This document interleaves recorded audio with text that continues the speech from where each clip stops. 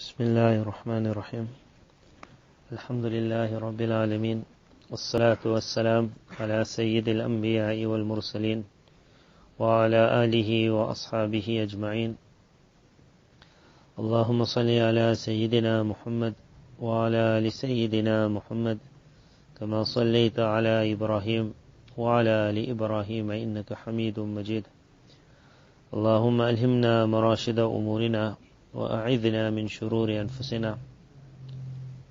In the chapter Kitabul Malahim, or in the book of Wars, the next narration,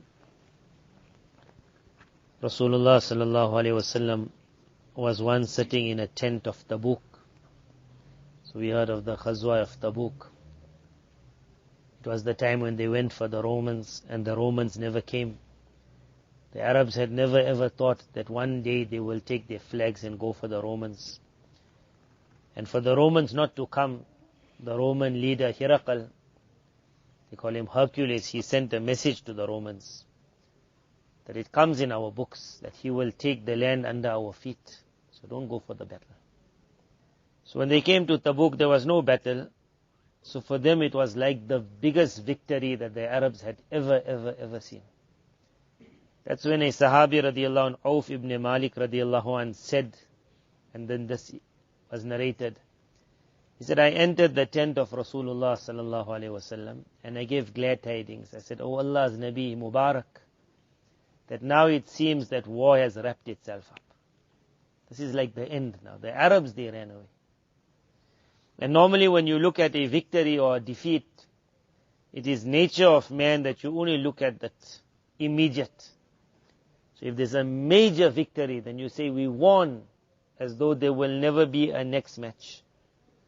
And whenever there's a defeat, then the people go so down as though we completely lost, as though you can never stand. Nabi sallallahu alaihi wasallam was going to teach a principle of Islam in this narration. The narration perhaps would draw out, according to some, it's still going to complete. In my understanding, this completed about in the year about 400 or 500 years after the Hijri. But what a narration that it covered about 500 years. But the principle of the narration was, whenever you are victorious, don't ever think that now victory will last forever.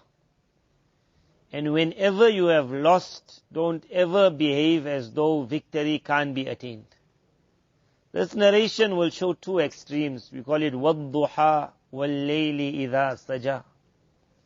That there's an oath of the day when everything is bright. وَاللَّيْلِ إِذَا سَجَى. Then there's an oath of the night when everything is dark.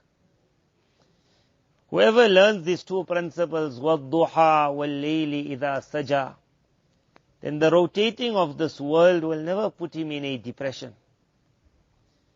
And rising in this world will never grip him with pride. Falling in this world will not put him in a depression. Rising in this world will not put him in pride. He will understand this is the dawran, the rotation of this world. Sometimes I am on top, sometimes you are on top. One of the biggest issues in a married life is that a person, what he sees in the first 1-2 weeks, then he decides or he makes a judgment, it will forever be like this.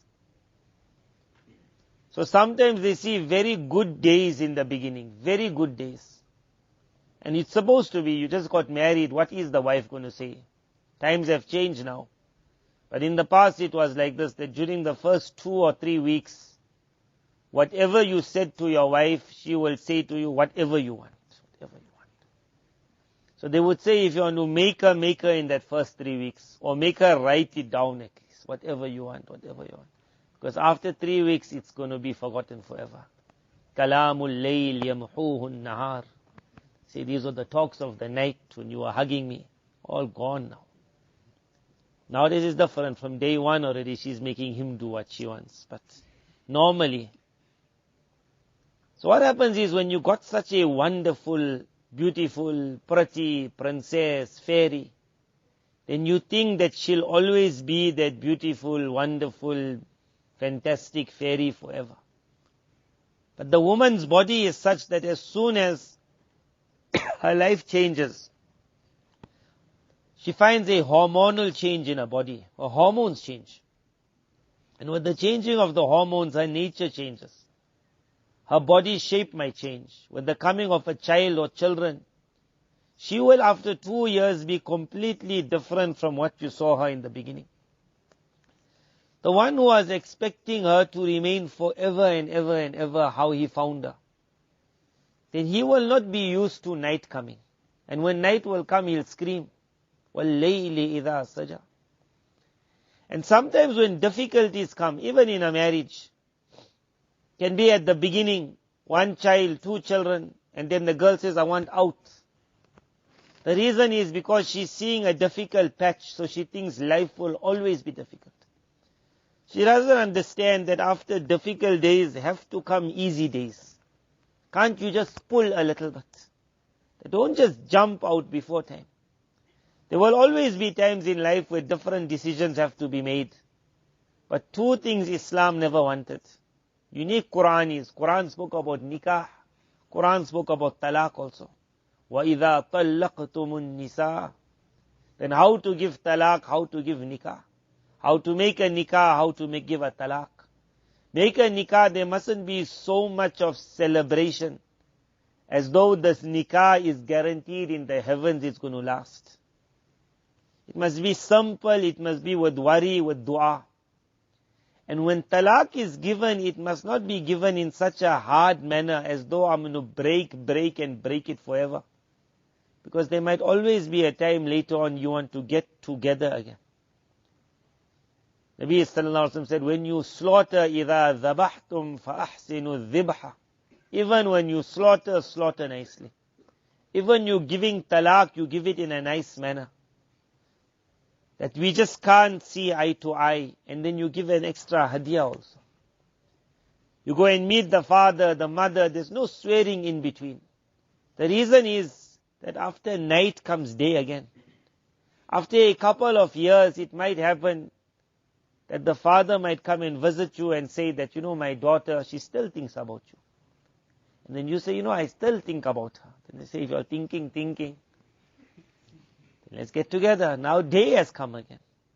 But when day has come, your words could have spoiled it already.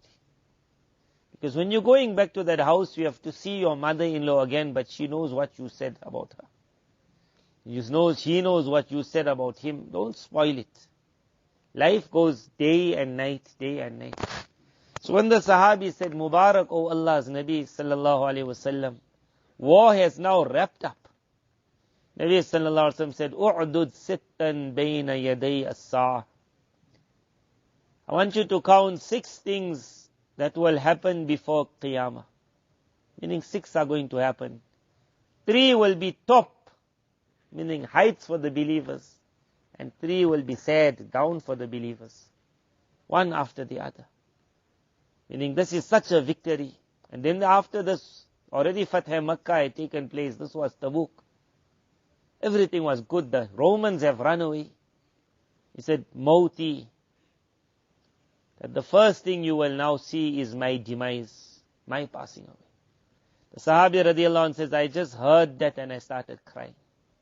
Because it never only meant the death of Rasulullah sallallahu alaihi wasallam, but it meant a lot of things that will come together with that death. One is the inqita, the coming termination of wahi.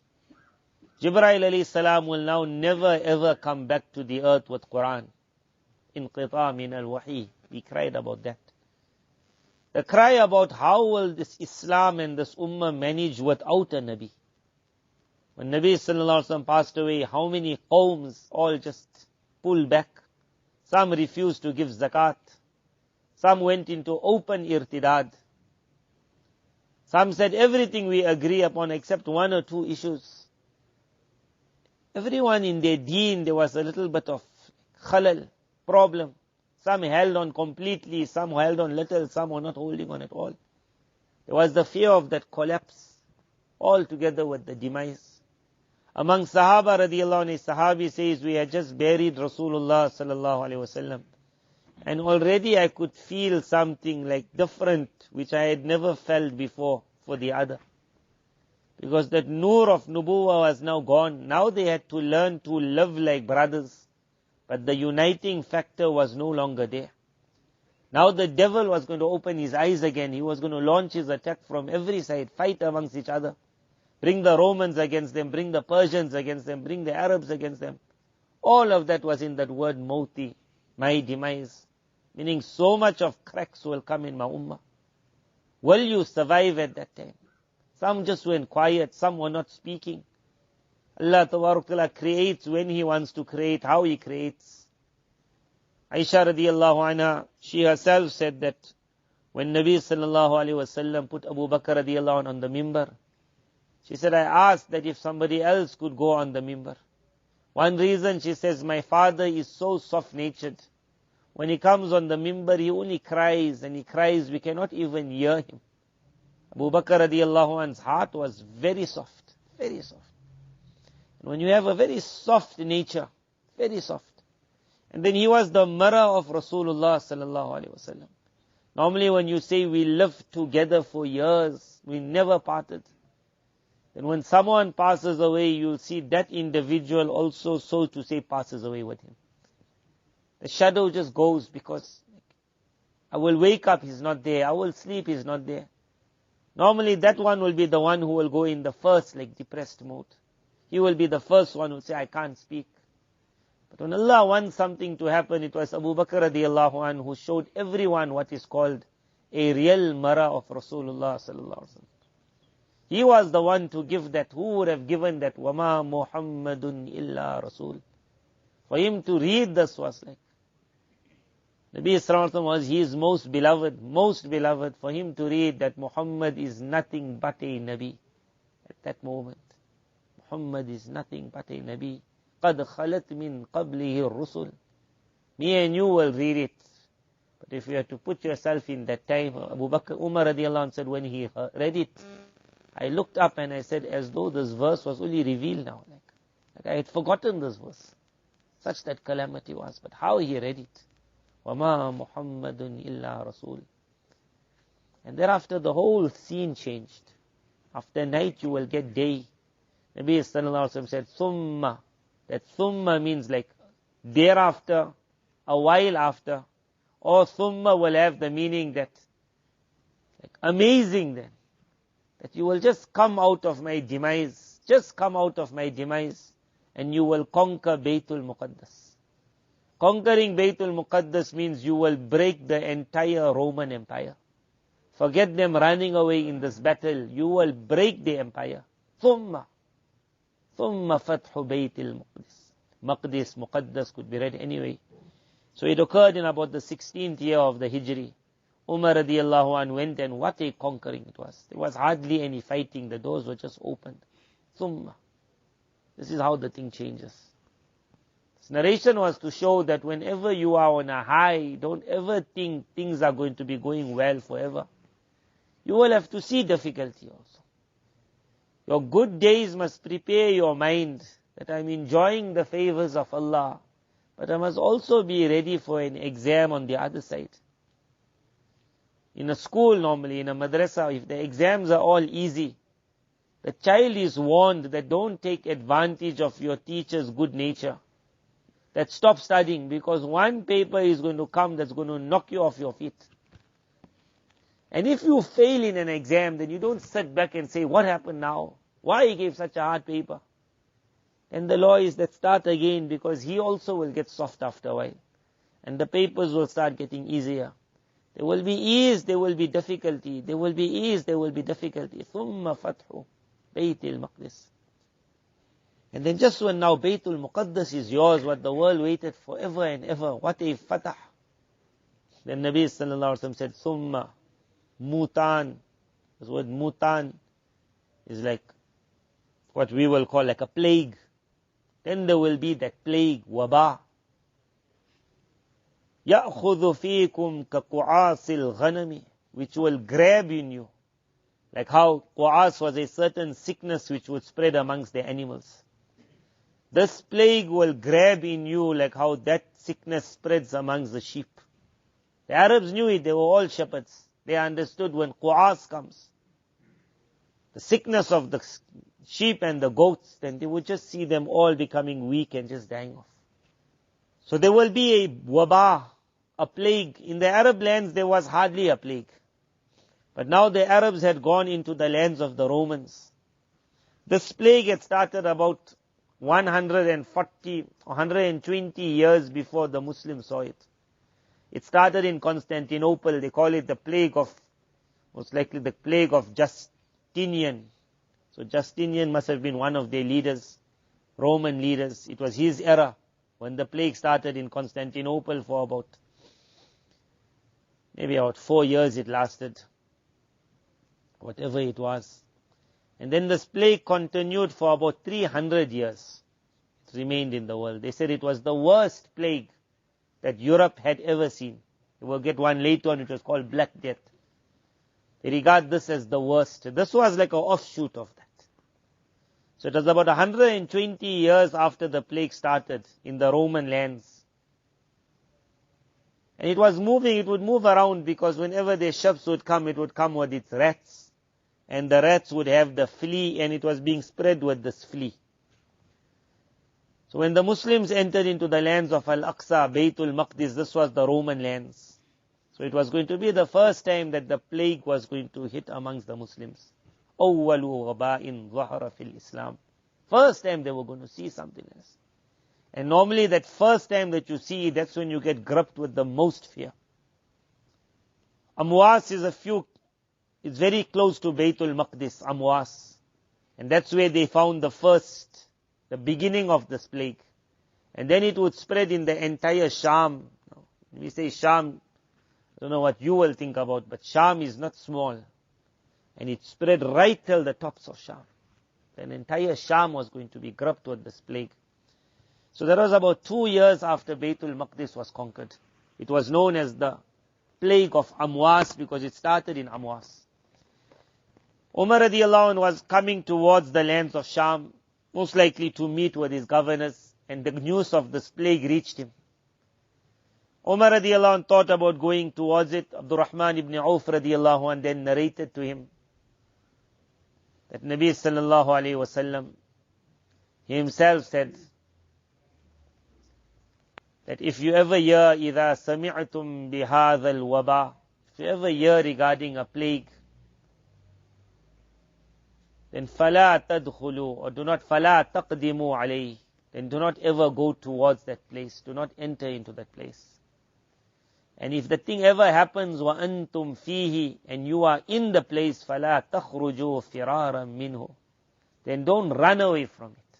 If you need to go out for some other reason, you can go out, but don't ever run. And other incidents happened where mashwara took place. Umar radiallahu anhu's own inclination was towards this, not to go in. In the ending, finally the decision was made for them to turn back and to go towards Medina Munawwara. Abu Ubaidah bin Jarrah radiallahu anh was in the lands of Sham. He was the Amir, he was like the main in charge. Umar radiallahu anh wrote a letter to him saying that I got work for you. Because the narration had said you cannot leave it firar, running away from it. But if you got some work, then you can easily go. Otherwise, the next time when COVID spreads and the student is sitting in his town and we say madrasa is starting next week, he'll say, can't come. So if you got some work, you can go as long as they allow you to come. But you don't run away from it. Firar, there's no running away. And we explained previously, ulama gave a lot of reasons. One reason is, if everyone has to run, who's going to look after the sick people then? And the second thing, if everyone runs out, then you're saying the plague mustn't spread, but you yourself spread it then. If there is something called contagiousness. So whatever it was, it just kept, be balanced. Those that are not inside, don't go in. Those that are inside, don't go running out. But you need a lot of sabr during this time. Abu Ubaidah bin Jarrah radiallahu anh, he understood what Umar radiallahu anh wanted. So he said, I'm not going to come. And Umar radiallahu anh started crying. Everything was inspiration. He knew that I will never see my friend again. He even said, if I had to make a Khalif after me, I will make Abu Ubaidah bin Jarrah radiallahu anh. In Hayatul Sahaba, you will do that when it spread the plague, then how it hit the families. His own son passed away. Then he passed away. house after house after house. When Mu'adh bin Jabal, he also passed away. But first he made the janazah of Abu Ubaidah bin Jarrah radiallahu anhu. When making the janazah, he said, I will speak about this leader, but I will not exaggerate at all. He said, I will speak about him. He said, you people will never find a leader like this after. One reason was this, that how can I leave? He said, I will only leave when my people are safe. He passed away. They said this plague hit in such a manner, it was only 2 years after Baytul Maqdis conquest. So battles beyond the seer were still taking place. And as this plague spread, as it continued spreading, it says the Muslims, they would make sure they would bury their deceased. The Muslims would make sure. But as for the Christians, it says in the battles that occurred, they would just leave those bodies also. Because when that plague came, it never gave them chance also. Like, battle had just finished and the plague was coming into this area, coming into that area. Some of them have written that there were so many bodies of the Christians that were not buried still, they just left them. No one to bury those bodies. So the plague lasted, in that main area of the Muslims, it lasted for only about 2 months. Or 1 month perhaps, 1 or 2 months. But then the after effects must have lasted, that it's going here, going there. But for that 1 month, it was how we saw like 1 year in this COVID, where everything is going wild. Then historians have given numbers, we'll never know the exact. Some have said in a period of 3 days. But it seems that numbers were a little exaggerated. So whatever it was, between 25 to 70,000 Muslims passed away.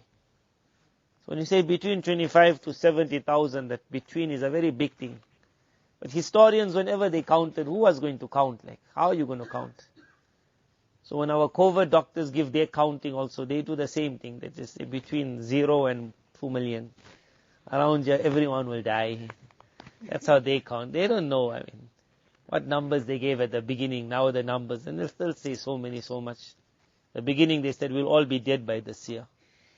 Now they're saying that no, 10%, like 5%, then again 4%.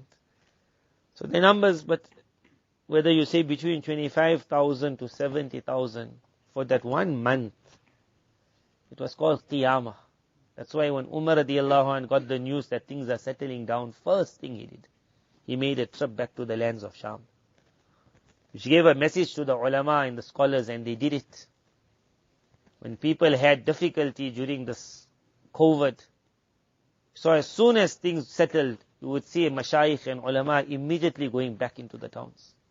The reason is the people of ilm don't give himmat, who's going to give himmat? Don't give himmat, who's going to give? When the looting took place, there's a town that we visited now. So they were hit quite badly in the Natal area, quite badly. And normally you think like when someone goes through difficulty, it's very hard to go and talk to those people. Like, you don't want to go. Like, similarly, when someone passes away, you don't know what to say. Remember one person, he had a car accident. So an alim phoned him. The alim said that, I don't know what to say. Later on when he met me, he said that sentence of his was the tasalli I was looking for. Just for him to say, I don't know what to say. They get so happy with just a call, a visit. So the people of this town I went to now, they said when that thing happened, one group of ulama came there. And one alim in that group, he gave a bayan. He says he won't understand how much of himmat he gave us on that day. He said we were all like down and dead. Some of us never even want to go for the bayan. He said another alim came, another alim after that. And like normally you have your time, so as you went a little bit over, like his bayan was going longer. So he said, hey, make me maaf for taking your time. So one person in the crowd said, Maulsab, take all the time you want. We got nothing to do. Our business is gone. Like, he said, take all the time. He said, the way that uncle said it, this alim started laughing also. They were so down. But the first Jamaat that went, that alim who spoke, first sentence he said, I haven't come to make dua for you people. He said, me and my friends came to take your duas. He says, because you are the people who Allah is right by at the moment, not us.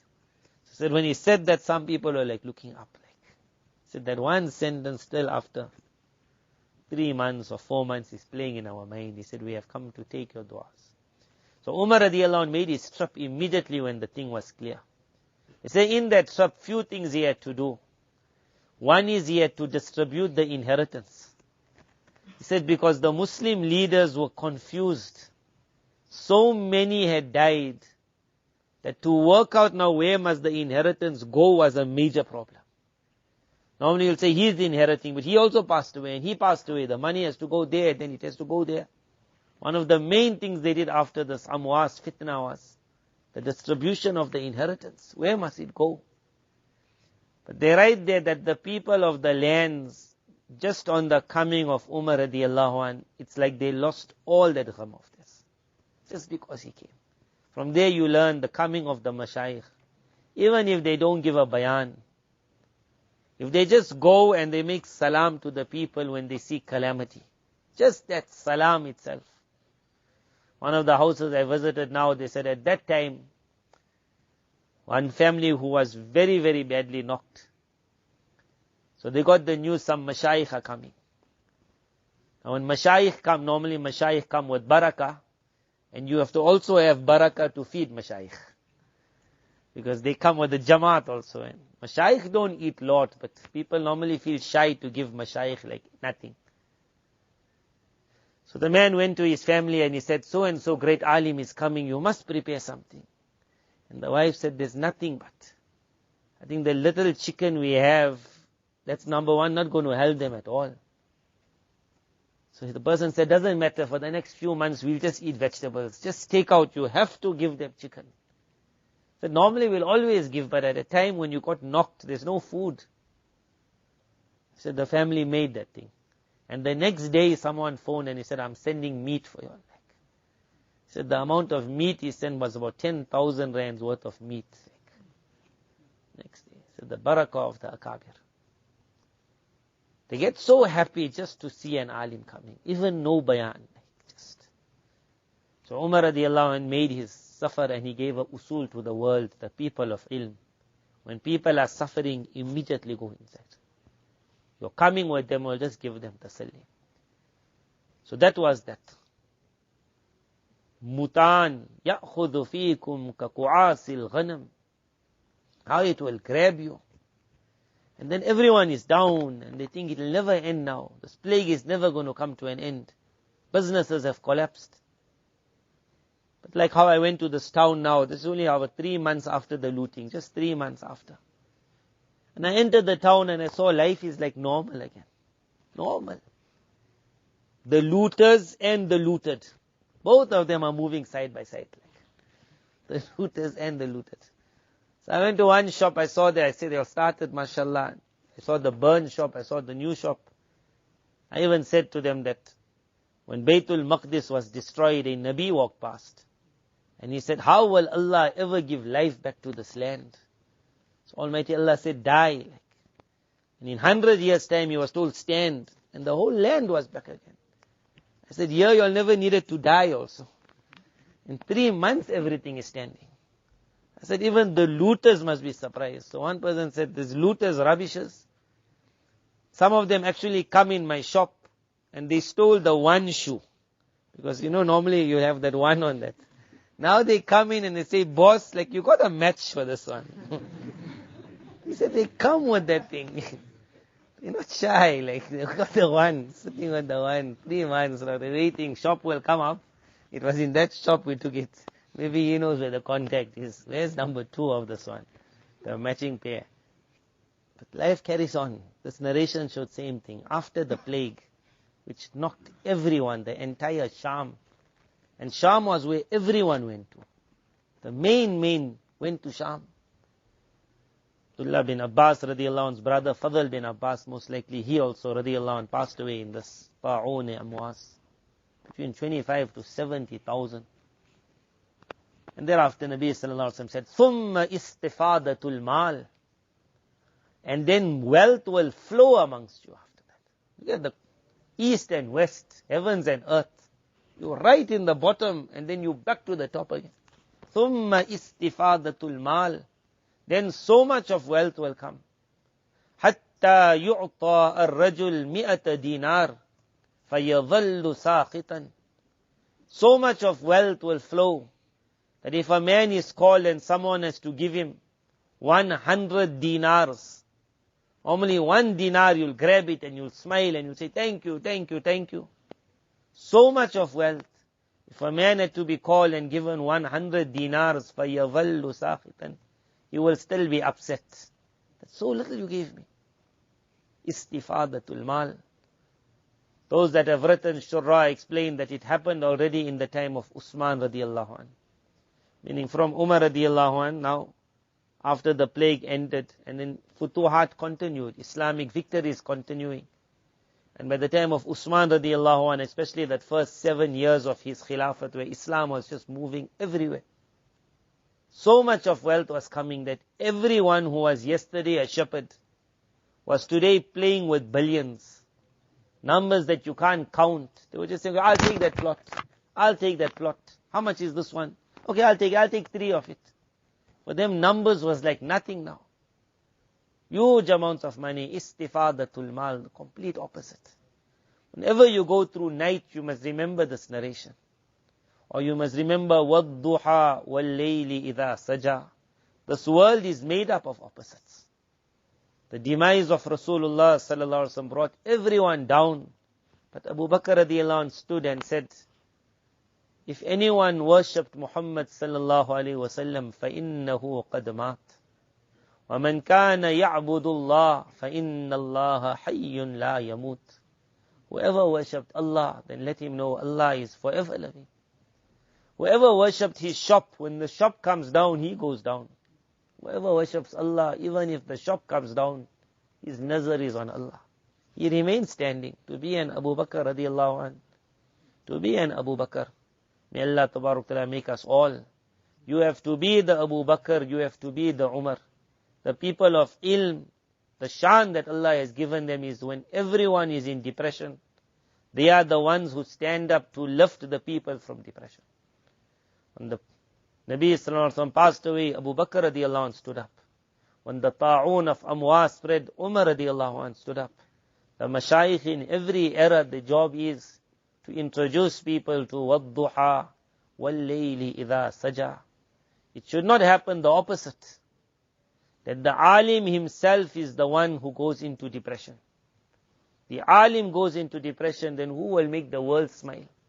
If the family of the alim, they become sick, if death has to come into their houses, they have to at the janazah of their own children show such a shan to the people that gives himmat and courage to everyone else. And alhamdulillah, we have found mashayikh in our country, they did that. In the one town we visited, they said when the looting was taking place, one senior alim, he pulled out his gun which he never shot for 20 years perhaps, or which he never carried for 20 years. But he pulled it out. Then he couldn't find any car going. So I don't know whether it was a bicycle or a motorbike, but the senior alim, he told me, put me on that thing. It took me. Then he came into the place where the looting is taking place. But now one person, what is one person going to do? Are you going to run in and what you going to do? So finally, moving this shop and that shop, he went and he sat in front of one shop. And he opened his Quran and he started reading. While the looting is taking place, they saw him there sitting there reading Quran. Sitting there reading Quran. Another alim, his shop, entire shop he lost. That Jummah, he gave a bayan. He gave the bayan Jummah time. In the bayan, he showed his courage. A lot of people were affected.